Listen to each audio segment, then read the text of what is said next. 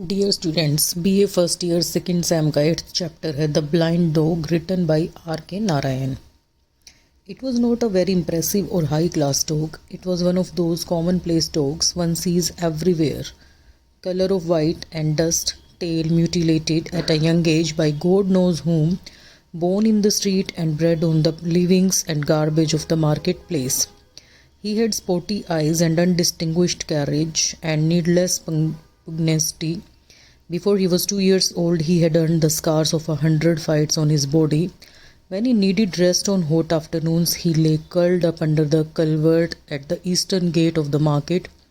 In the evenings, he set out on his daily rounds, loafed in the surrounding streets and lanes, engaged himself in skirmishes, picked up edibles on the roadside, and was back at the market gate by nightfall. वो कोई एक ऊंची कोटि का कुत्ता नहीं था, ना ही कोई सामान्य जगहों वाला कुत्ता था। वो किसी भी कहीं भी दिखाई देता था। सफ़ेद व मटमैला रंग, कम उम्र में भगवान जाने किसके द्वारा काट कर छोटी की गई पूंछ, गली में पैदा हुआ और बाजार का कचरा करकट खाकर जी रहा था। उसकी आंखें छब्बे वाली थी और शरीर का ढांचा साधारण था। उसमें गैर जरूरी झगड़ालूपन सा था। वह 2 वर्ष का भी नहीं था और उसके शरीर पर तब तक सैकड़ों लड़ाइयों के निशान थे। गर्मी की दोपहर के बाद भी उसे जब आराम चाहिए होता तो वह बाजार के पूर्व दिशा वाले दरवाजे पर पुलिया थी, उसके नीचे अपने शरीर को समेट कर लेट जाता था। शाम के समय वह अपने रोज को घुमाई में लगा जाता। आसपास के मोहल्ले में आवारगी करता, लड़ता, सड़क के किनारे पड़ी खाद्य वस्तुएं उठा लेता और जब रात होती तो बाजार के फाटक पर वापस आ जाता। This life went on for 3 years and then occurred a change in his life. A beggar, blind of both eyes, appeared at the market gate. An old woman led him up there early in the morning, seated him at the gate, and came up again at midday with some food, gathered his coins, and took him home at night. ऐसा जीवन उसका लगभग 3 वर्षों तक चलता रहा। फिर उसके जीवन में एक बदलाव आया। एक दिन एक अंधा भिखारी मार्केट के गेट तक आया और एक बूढ़ी औरत ने उसको सहारा देते हुए सुबह वहाँ उसको ले आई और उसे फाटक पर बिठा दिया। और दिन में वह फिर बहुत थोड़ा कुछ खाने के लिए उसके लिए आई और उसके सिक्के इकट्ठे किए और रात को उसे वहाँ से ले गई। The dog was sleeping nearby. He was stirred by the smell of food. He got up, come out of his shelter, and stood before the blind man, waging his tail and gazing expectantly at the bowl as he was eating his sparse meal. The blind man swept his arms about and asked, "Who is there?" At which the dog went up and licked his hand. The blind man stroked its coat gently, tail to ear, and said, "What a beauty you are, come with me." He threw a handful of food, which the dog ate gratefully. It was perhaps an auspicious moment for starting a friendship. They met every day there, and the dog cut off much of its rambling to sit up beside the blind man and watch him receive alms morning to evening. वही कुत्ता नज़दीक ही सो रहा था। वह भोजन की खुशबू से एकदम से हरकत में आ गया और उठा और उसने बाहर आकर देखा। अंधे व्यक्ति के सामने वो पूँछ हिलाते हुए उसकी कटोरी की तरफ देखने लगा कि जैसे उसको भी खाना मिलेगा। अंधे व्यक्ति ने अपनी बाहें घुमाई और बोला कि कौन है इधर। उस पर कुत्ता उसके हाथ को चाटने लगा। अंधे ने कुत्ते की चमड़ी को पूँछ से लेकर कान तक सहलाया और कहा कि तुम कितने सुंदर हो, मेरे साथ चलो। और उसने मुट्ठी भर भोजन नीचे फेंक दिया, जिसे कुत्ते ने बहुत धन्यवाद के साथ खा लिया। वह शायद मैत्री शुरुआत करने की एक बहुत अच्छी घड़ी थी और वो उस स्थान पर अब रोज़ मिलते थे। और कुत्ते ने उस अंधे व्यक्ति के साथ बैठने व सुबह से शाम तक भीग लेते हुए देखने के लिए ही अब इधर उधर घूमना कम कर दिया और वो ज़्यादा समय उस अंधे भिखारी के साथ बैठने लगा। In the course of time, observing him, the dog understood that the passers-by must give a coin, and whoever went away without dropping a coin was chased by the dog. He tugged the edge of their clothes by his teeth and pulled them back to the old man at the gate and let go only after something was dropped in his bowl. Among those who frequented this place was a village urchin who had the mischief of a devil in him. He liked to tease the blind man by calling him names and by trying to pick up the coins in his bowl. समय के साथ साथ कुत्ते को समझ में आ गया कि हर गुजरने वाले को एक सिक्का अवश्य देना है। अगर कोई नहीं देता था तो वो उसके पीछे जाता और उसके कपड़ों को पकड़ के वहाँ तक वापस ले आता और जब तक नहीं जाने देता था जब तक कोई उस कटोरे में कुछ ना कुछ डाल दे। इस जगह पर गांव का एक मैला कुचैला सा नटखट लड़का भी था जो बहुत शरारती था। उसने अंधे व्यक्ति को अपमानजनक शब्द कहे और उसके कटोरे में से पैसे निकालना उसको अच्छा लगता था। The blind man helplessly shouted and cried and whirled his staff. On Thursdays, this boy appeared at the gate, carrying on his head a basket loaded with cucumber and plantain. Every Thursday afternoon, it was a crisis in the blind man's life. A seller of bright-colored but doubtful perfumes with his wares mounted on a wheeled platform, a man who spread out cheap storybooks on a gunny sack, another man who carried colored ribbons on an elaborate frame. These were the people who usually gathered under the same arch. On a Thursday, when the young man appeared at the eastern gate, one of them remarked, "Blind fellow, here comes your scourge." अब अंधा व्यक्ति रोता चिल्लाता और अपनी लाठी को जोर से घुमाता जब उसके कटोरे में से पैसे उठा लिए जाते। हर वीरवार को वो लड़का अपने सिर पर खीरे केलों से भरी टोकरी बाजार में आ जाता था और हर वीरवार अंधे के जीवन में संकट का समय होता था। चमकीले रंगों वाले लेकिन बहुत ही अलग अलग तरह के इत्र बेचने वाला एक व्यक्ति जिसने अपना बेचने वाला सामान एक पहिए पर लगा रखा था, एक व्यक्ति जो जूट के बने बोरे के ऊपर सस्ती कहानियों की पुस्तकें फैला देता था, एक दूसरा व्यक्ति लंबे चौड़े फ्रेम पर रंग बिरंगे रिबन उठाए हुए आता था। ये वो लोग थे जो एक ही आर्च के नीचे अक्सर एकत्रित होते थे। एक वीरवार को जब वह नवयुवक ईस्टर्न गेट पर आया तो उन लोगों में से एक आदमी बोला, "अंधे भाई, वह देखो आ गया तुम्हारा काल." "Oh God, is this Thursday?" he wailed. He swept his arms about and called, "Dog, dog, come here, where are you?" He made the peculiar noise which brought the dog to his side. He stroked his head and muttered, "Don't let that little rascal."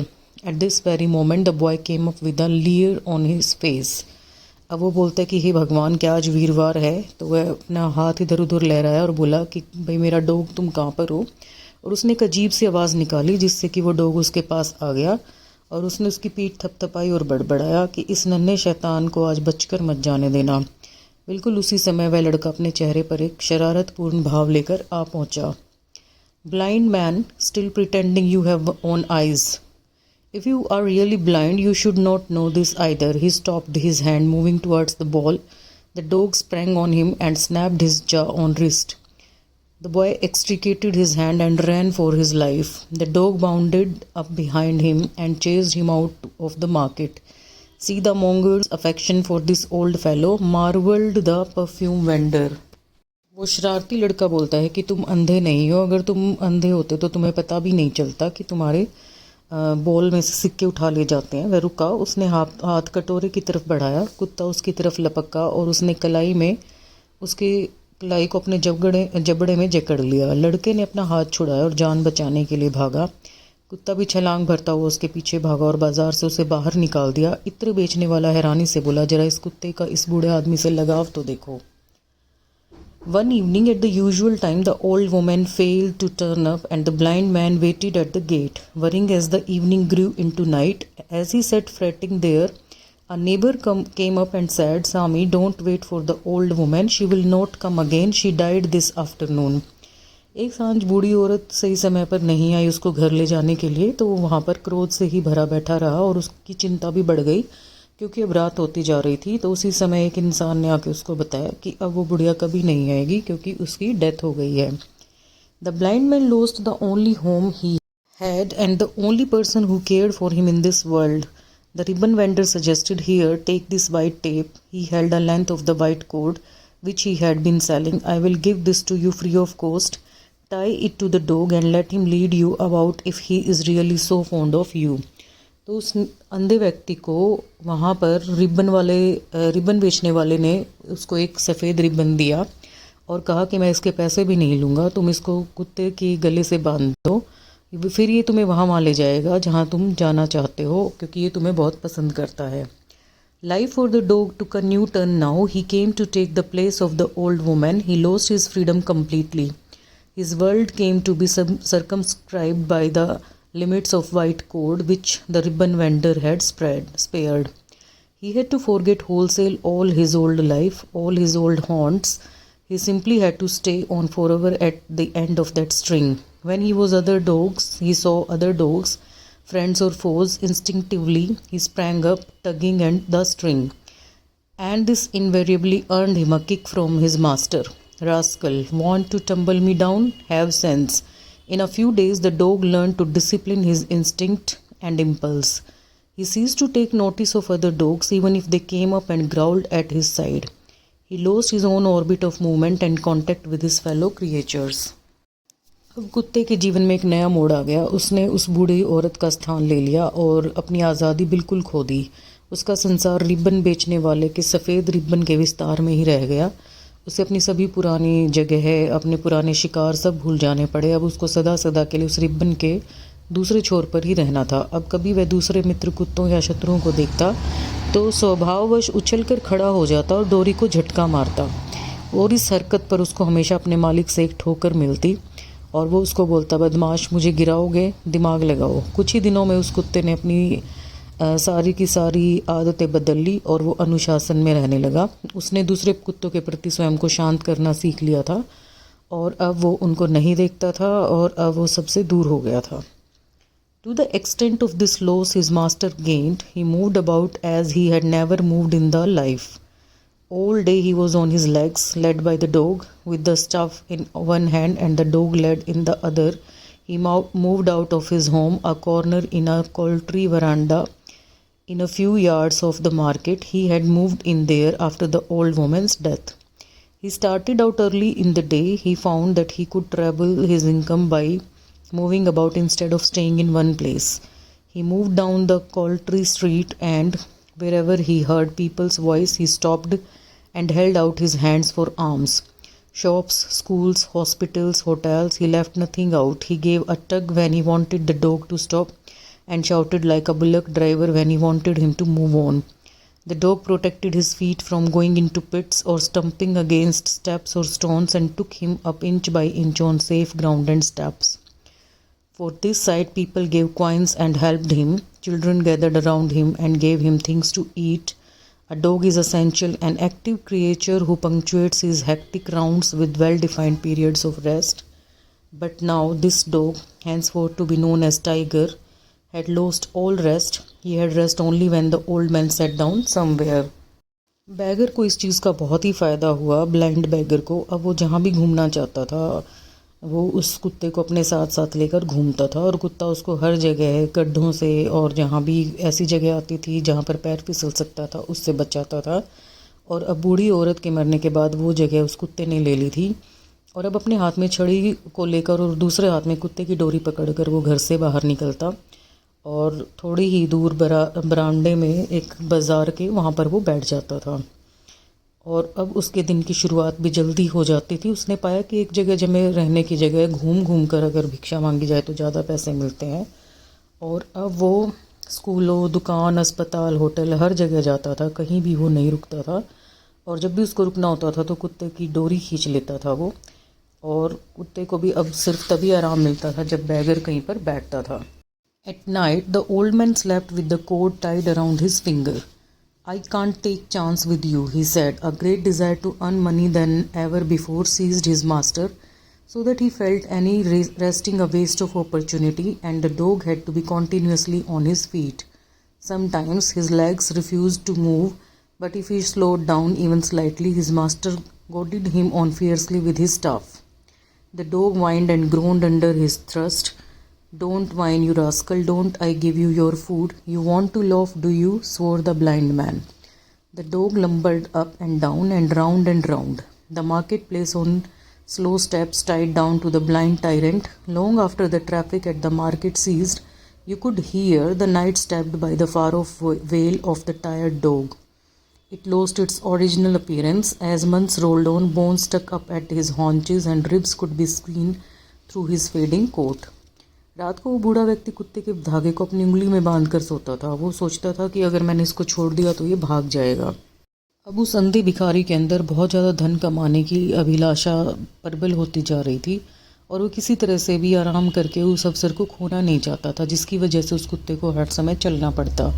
कभी कभी उसकी टांगें जवाब दे जाती, लेकिन वो थोड़ा सा भी अगर धीरे हो जाता तो वो ब्लाइंड बैगर उसको लाठी से मारता और उसको आगे बढ़ने को कहता। कुत्ता चीखता और कराता और वो बोलता, चीख मत बदमाश, क्या मैं तुम्हें खाने को नहीं देता हूँ, तुम बस ऐसे ही घूमना चाहते हो। अंधा इंसान उसको कोसने लग जाता।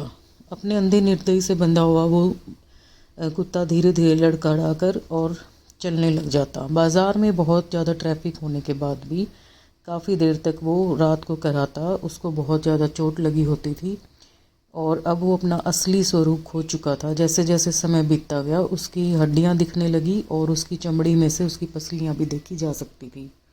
The ribbon seller, the novel vendor, and the perfumer observed it one evening when business was slack and held a conference among themselves. It rends my heart to see that poor dog slaving.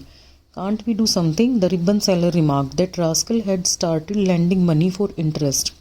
I heard it from the fruit seller. He is earning more than he needs. He has become a very devil for money. Ribbon बेचने वाले को उपन्यास बेचने वाले ने कहा और इत्र विक्रेता ने भी कहा कि देखो, जिस दिन उनकी कम बिक्री हुई कि उस कुत्ते को गुलामी करके मेरा सीना बहुत छलनी हो जाता है, क्या हम कुछ नहीं कर सकते?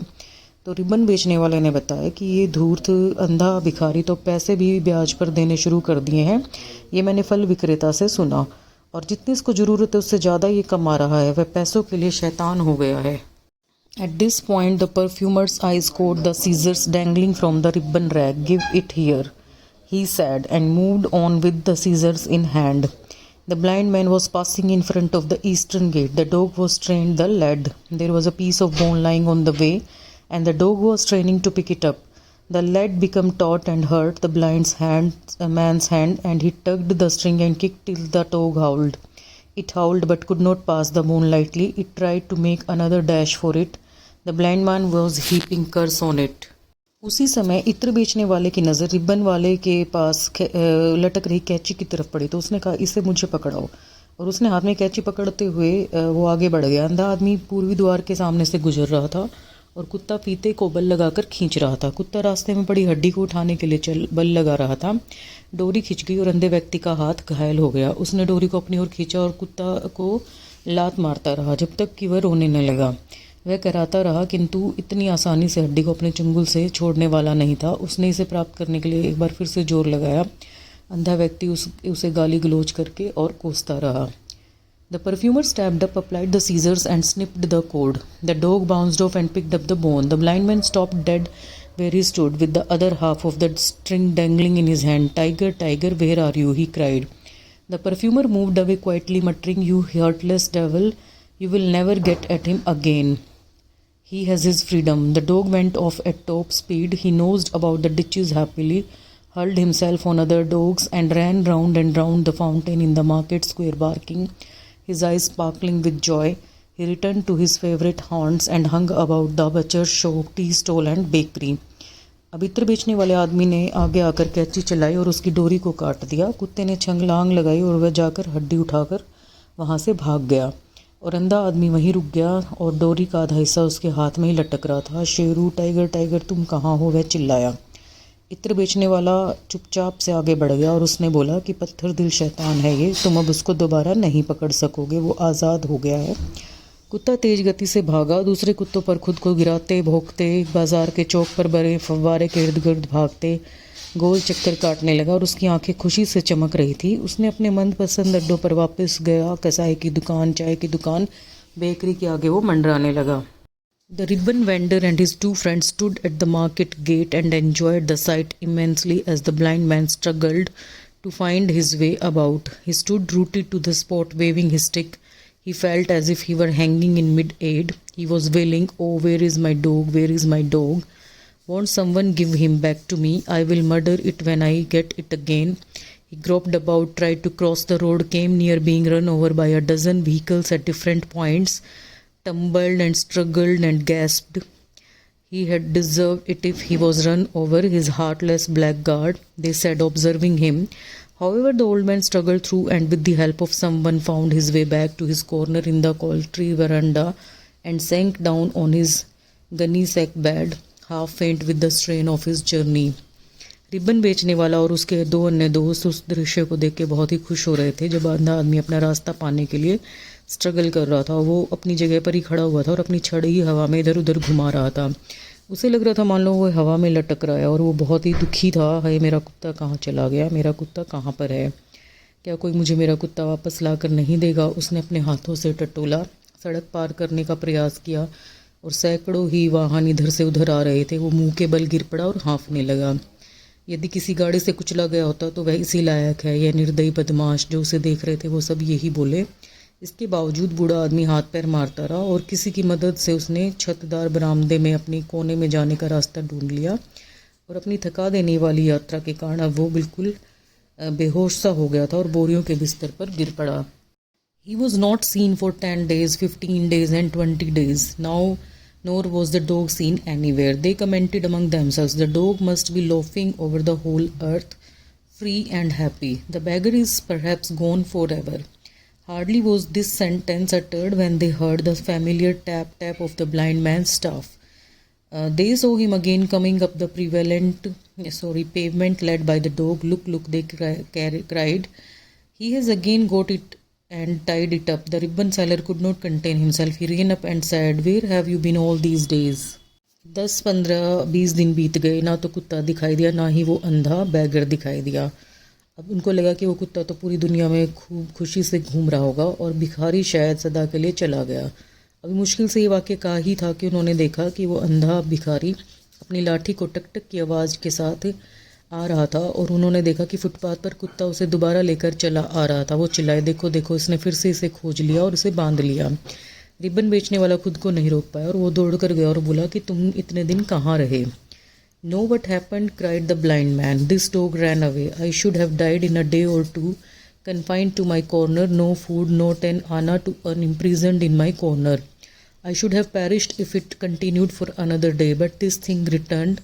When last night at midnight, as I slept in bed, he came and licked my face. I felt like murdering him. I gave him a blow which he will never forget again, said the blind man. I forgave him, after all, a dog. अंधा आदमी चिल्ला कर बोला, जानते हो क्या हुआ? यह कुत्ता भाग गया था और अपने कोने में दुबका हुआ 1 या 2 दिन में मर ही जाता। खाने को कुछ नहीं, अपने कोने में कैद रहकर अपना कमाने को नहीं था। अगर 1 दिन और ऐसा चलता तो मैं मर ही गया होता, पर यह वापस आ गया। कब? पिछली रात, आधी रात जब मैं बिस्तर में सोया था, यह आया और मेरा मुंह चाटने लगा। मेरा मन हुआ इसको मार डालूं। मैंने इसको एक घुसा मारा जो यह कभी नहीं भूलेगा। अंधा व्यक्ति बोला, मैंने इसको माफ़ कर दिया, आखिर एक कुत्ता ही तो है। He laughed as long as he could pick up some rubbish to eat on the road, but real hunger has driven him back to me. But he will not leave me again. See, I have got this, and shook the head. It was a steel chain this time. Once again there was the dead, despairing look in the dog's eyes. Go on, you fool, cried the blind man, shouting like an ox driver. He tugged the chain, poked with the stick, and the dog moved away on slow steps. They stood listening on the tap, going away. Death alone can help that dog, cried the ribbon seller, looking after it with a sigh. What can we do with the creature who returns to his doom with such a free heart? उसे जब तक सड़क पर पड़ा गंद खाने को मिलता रहा वो मटर गश्ती करता रहा, लेकिन जब उसको भूख लगी असलियत में तो वो मेरे पास आ गया और अब वो मुझे दोबारा छोड़ नहीं सकता। ये देखो मेरे पास क्या है। और उसने उसे पट्टा लहराया। इस बार यह एक लोहे की चेन थी। एक बार फिर से कुत्ते को आंखों में हताशा भरी हुई थी जो मृत्यु जैसी थी। चल आगे बढ़ मूर्ख, एक बैल को हाँकने वाले की तरह वह अंधा आदमी चिल्लाया। उसने चेन को खींचा, छड़ी चुभोई और कुत्ता मंद मंद चाल से चलने लगा। वे खड़े वहाँ पर टक टक की आवाज़ को दूर जाते सुनते रहे। सिर्फ मौत ही उस कुत्ते की मदद कर सकती है। उसकी तरफ रिबन बेचने वाले ने देखकर कहा, हम ऐसे जीव का कर भी क्या कर सकते हैं जो अपनी बर्बादी के निकट इतने फ्री हार्ट से वापस आ गया है।